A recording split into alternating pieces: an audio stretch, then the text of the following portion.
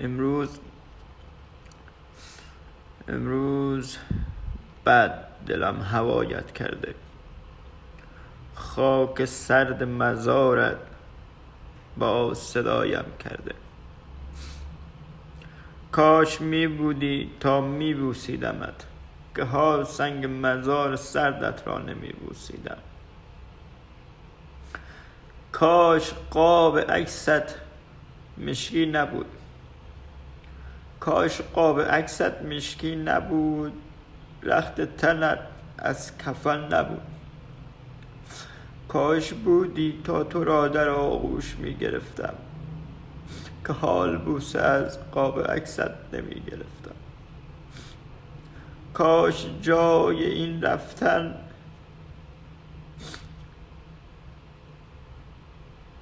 چیز دگر می شد.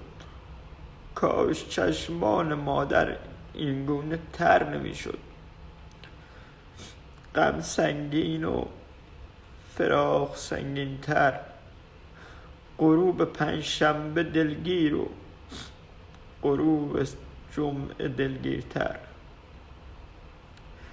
کاش لباس تنت کفن نمی شد، کاش رفتنت انقدر زود نمی شد. کاش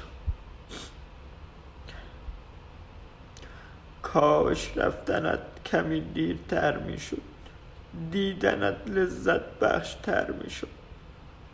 کاش می بودی تا می بوسیدمت، که حال سنگ مزارت را نمی بوسیدم. سینه دردیست بسیار سنگین، بغض گلویم سنگین تر. قاب عکست رنگ مشکی و خاک گرفته شده، سنگ مزارت را شستم، سنگ مزارت مشکی تر شده.